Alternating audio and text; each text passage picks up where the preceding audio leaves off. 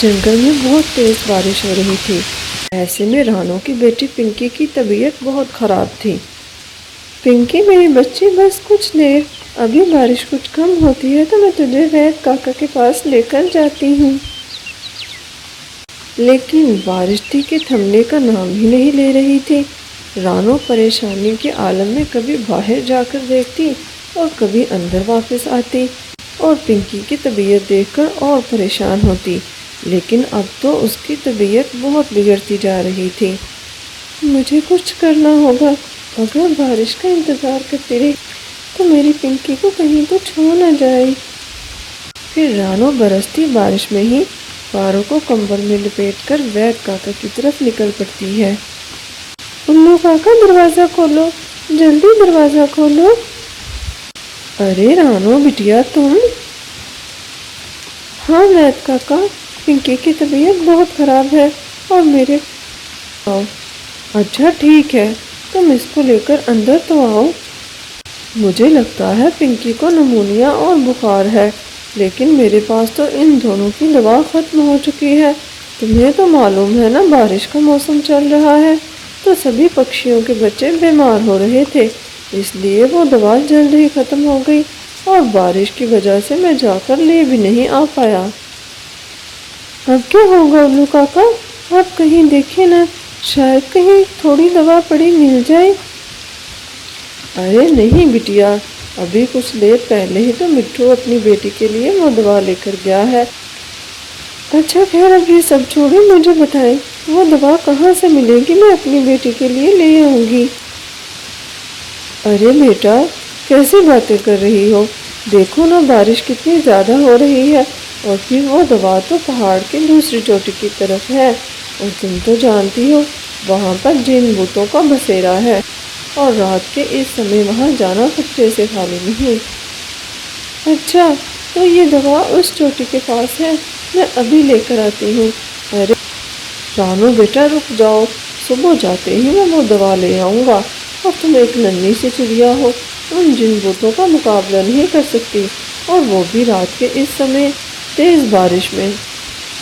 میں صبح ہونے کا انتظار نہیں کر سکتی، اگر میری پنکی کو کچھ ہو گیا تو میں خود کو کبھی بھی نہیں معاف کر پاؤں گی۔ رانو پھر پہاڑ کی چوٹی کی طرف نکل پڑتی ہے۔ بارش اور طوفان کی رفتار بھی تیز ہو چکی تھی۔ اوپر والے، مجھے اپنی پنکی کے لیے کسی نہ طرح وہ دوا لانی ہی ہوگی، میری مدد کر۔ رانو گرتی سہتی وہاں تک پہنچ جاتی ہے۔ پہاڑ کی دوسری چوٹی پر ہی جن اور بھوت رہتے تھے۔ تبھی ایک جن کی نظر رانو پر پڑ جاتی ہے۔ ارے واہ واہ، آج تو چڑیا کا ماس کھانے کو ملے گا، اور وہاں میں بھی تھک کے اپنی پتنی اور بچے کے لیے بھوجن لانے نکلا تھا۔ ارے لگتا ہے پتی ہو گئی۔ جن بھیا، مجھے جانے دو، میری پنکی کی طبیعت بہت خراب ہے، مجھے یہ دوا ہر حال میں اس کے لیے لے کر جانی ہے۔ میں تم سے وعدہ کرتی ہوں، میں تمہارے پاس صبح آ جاؤں گی، پھر تم اپنی پتنی اور اپنے بچے کو میرا بھوجن بنا کر دے دینا۔ ایسے کیسے تجھے جانے دوں میں؟ اگر تو واپس نہ آئی تو؟ رحم کرو، میرے بچے کا میرے سوا کوئی بھی نہیں ہے، میں وعدہ کرتی ہوں اگر میں واپس نہ آؤں تو تم مجھے میرے گھونسلے سے آ کر لے جانا، بس مجھے ایک بار جانے دو۔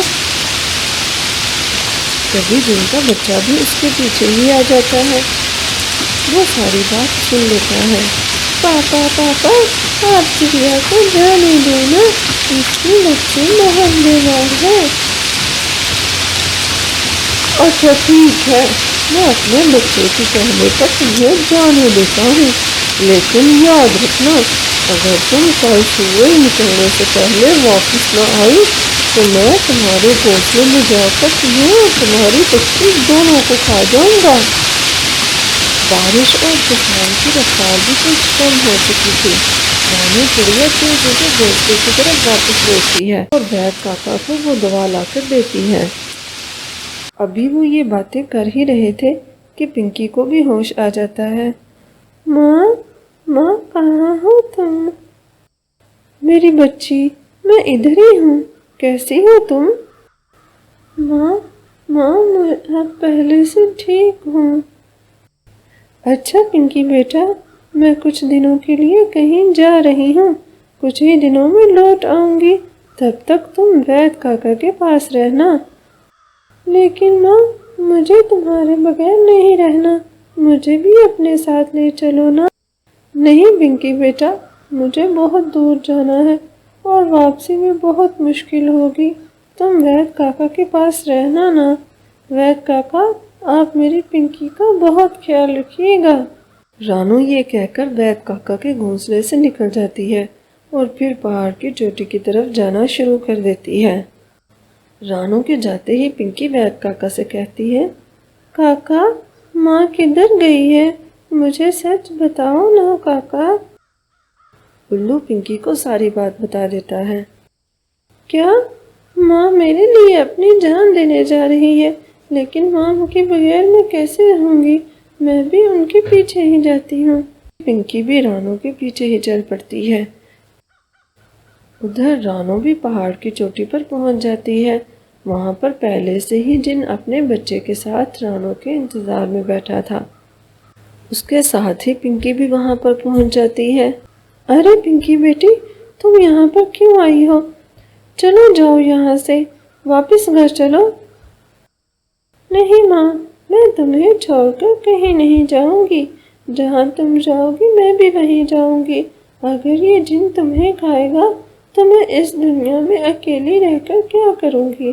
مجھے تمہارے بغیر نہیں رہنا ہے ماں۔ ارے واہ واہ، بڑی محبت ہے دونوں ماں بیٹی کی۔ اچھا ہے، بڑی چڑیا کو میں کھا لوں گا اور چھوٹی چڑیا کو میرا بچہ۔ تبھی وہاں پر جن کی پتنی بھی آ جاتی ہے۔ ارے کلو، میں نے تجھے کتنی بار منع کیا ہے، یہ معصوم پکشیوں کا شکار کرنا چھوڑ دے، کسی دن تیرے پاپوں کی سزا ہمارے بچوں کو نہ بھگتنی پڑ جائے۔ چھوڑ دو ان معصوم پکشیوں کی جان، ان کو کھانے سے تجھے کیا ہی مل جائے گا؟ جانے دو ان دونوں کو، ورنہ آج رات تجھے گھر نہیں آنے دوں گی اور نہ ہی کھانا دوں گی۔ جن اپنی پتنی سے بہت ڈرتا تھا۔ اچھا، ایک تو تم جہاں موقع ڈھونڈتی ہو میری انسلٹ کرنا شروع کر دیتی ہو، نہ وقت دیکھتی ہو نہ جگہ دیکھتی ہو۔ ٹھیک ہے ننھی چڑیا، تم جاؤ یہاں سے، لیکن آئندہ یاد رکھنا، اگر دوبارہ اس طرف آئی تو میں نہیں چھوڑوں گا تمہیں۔ اس کے بعد رانو اپنی بیٹی پنکی کے ساتھ خوشی خوشی جنگل واپس لوٹ آتی ہے اور وہ دونوں ماں بیٹی ہنسی خوشی رہنے لگتی ہیں۔ پیارے دوستو، اگر آپ کو ہماری کہانی پسند آئی ہے تو چینل کو لائک اور سبسکرائب کرنا مت بھولیے گا اور کمنٹ کر کے بتائیے آپ کو ہماری کہانی کیسی لگی۔